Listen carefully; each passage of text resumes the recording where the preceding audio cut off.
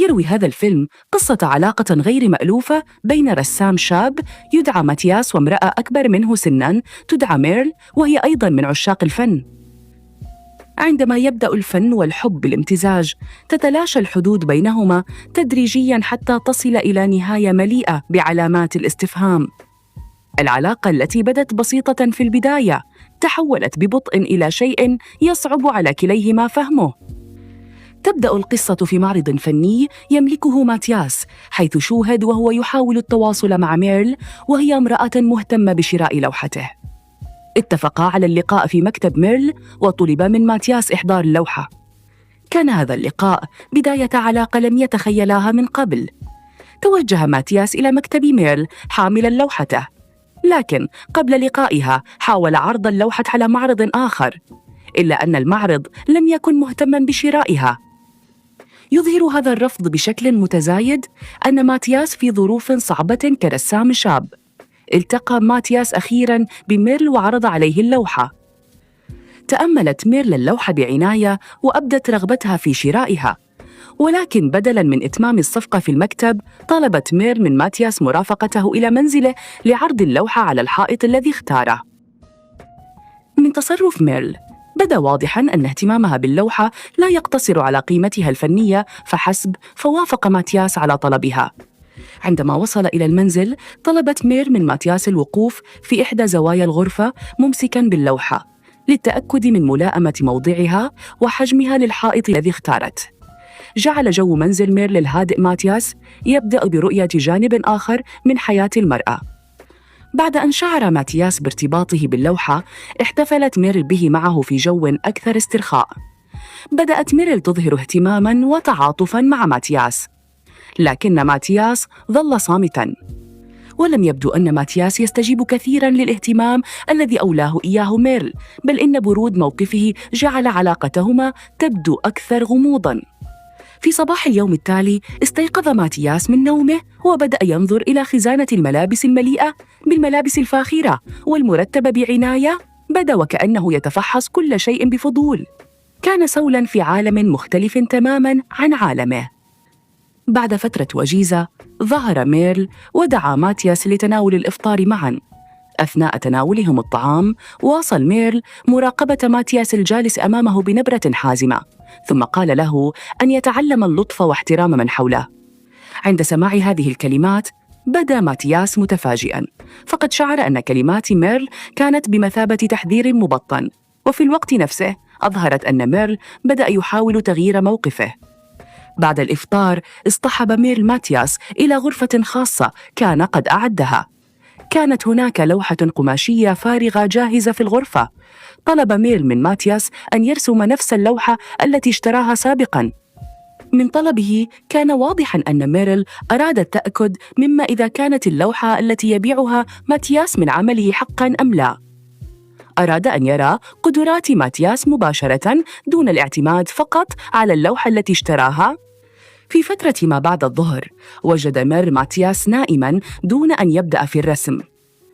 اقترب منه ميرل وكأنه يفهم ما يحتاجه ماتياس حقاً، ولم يجبره على الفور، بل أراد أن يعرف ما الذي يمنع ماتياس من البدء في الرسم.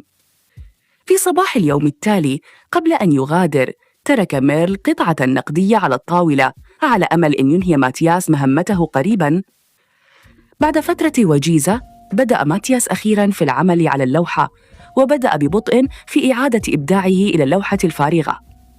في تلك الليلة عاد ميرل إلى المنزل وجلس مع ماتياس، ثم نظر كلاهما إلى اللوحة.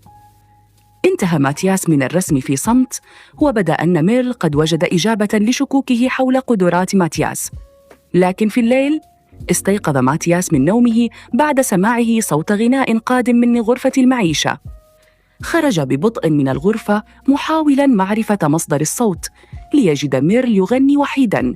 جعل هذا المشهد ماتياس يرى جانباً مختلفاً من ميرل، بعيداً عن الشخصية القوية التي عرفها. في اليوم التالي ظهر ماتياس أمام ميرل مرتدياً ملابس أخذها من الخزانة، فنظر إليه ميرل بغضب شديد وطلب من ماتياس خلع ملابسه فوراً. بعد ذلك أعاده ميرل إلى الغرفة الخاصة ليطلب منه إنهاء لوحته على الفور. يظهر موقف ميرل أنه ما زال يرغب في الحفاظ على الحدود والقواعد في منزله، لكن ماتياس يقف ساكناً أمام لوحة بيضاء فارغة وكأنه ما زال متردداً في البدء بالرسم. ثم قال ماتياس: ربما سيكمل الرسم لاحقاً. هذا التردد جعل الجو بينهما متوتراً وغير متوقع. اقتربت مير من ماتياس وحاولت فهم ما يريده حقاً. بعد فترة وجيزة أخذت مير كأساً من الشراب وسكبته ببطء على ملابس ماتياس. هذه اللحظة قربت بينهما وتطورت إلى علاقة رومانسية. منذ تلك اللحظة لم تعد علاقتهما مقتصرة على الرسم. بعد لحظات استيقظت ميرل من نومها وبحثت عن ماتياس، لكنه لم يكن في غرفتها. بحثت عنه في غرفة المعيشة لكنها لم تجده أيضاً. جعل رحيل ماتياس المفاجئ ميرل تدرك أن شيئاً ما قد تغير. تحولت نظرتها إلى حزن عندما أدركت أن اللوحة التي اشترتها من ماتياس سابقاً وعلقتها على الحائط قد اختفت. أخذها ماتياس واستبدلها بلوحة بيضاء. يبدو أن المشهد يحمل رسالة. شيء كان يوماً ما ملكاً لميرل قد استعاده الآن من صنعه. ينتهي الفيلم بمشهد ماتياس جالساً وحيداً في حديقة يحدق أمامه بشرود بتعبير وجه يصعب فهمه. بجانبه رأى اللوحة التي أخذها من منزل ميرل. في ذلك الصمت انتهت قصة ماتياس ومير دون تفسير واضح لما كان يشعران به حقاً، وانتهى الفيلم. قد تبدو بعض العلاقات في بدايتها مختلفة ومثيرة، وقد يشعر الإنسان بأنه وجد شخصاً يفهمه بطريقة لم يعهدها من قبل، لكن المشكلة تبدأ عندما تختلط المشاعر بالاحتياج وتضيع الحدود بين الطرفين. قصة ماتياس وميرل تطرح سؤالاً مهماً: هل كل علاقة نشعر فيها بالانجذاب تستحق أن نستمر فيها؟ الاختلاف في العمر أو الظروف ليس وحده سبباً لفشل العلاقة، لكن الخطر يظهر عندما تكون العلاقة قائمة على عدم التوازن، أو عندما يحاول أحد الطرفين فرض سيطرته على الآخر، أو عندما يستخدم المال أو المكانة أو الاحتياج العاطفي للتأثير فيه. ومن الأخطاء الواضحة في هذه القصة أن ماتياس لم يكن واضحاً بشأن ما يريده، ومير أيضاً لم تضع حدوداً صحية منذ البداية. تحولت العلاقة تدريجياً من علاقة مرتبطة بالفن إلى علاقة عاطفية معقدة، دون أن يتحدث الطرفان بوضوح عن مشاعرهما أو توقعاتهما. وهنا تكمن المشكلة في كثير من العلاقات الواقعية. الصمت لا يحل الخلافات، والغموض لا يحمي المشاعر، والتعلق بشخص لم يحدد موقفه قد يؤدي في النهاية إلى الألم والندم. كما أن العلاقات التي يدخل فيها أحد الطرفين وهو في حالة ضعف أو احتياج شديد قد تجعله يتنازل عن أشياء لم يكن ليتنازل عنها في الظروف الطبيعية.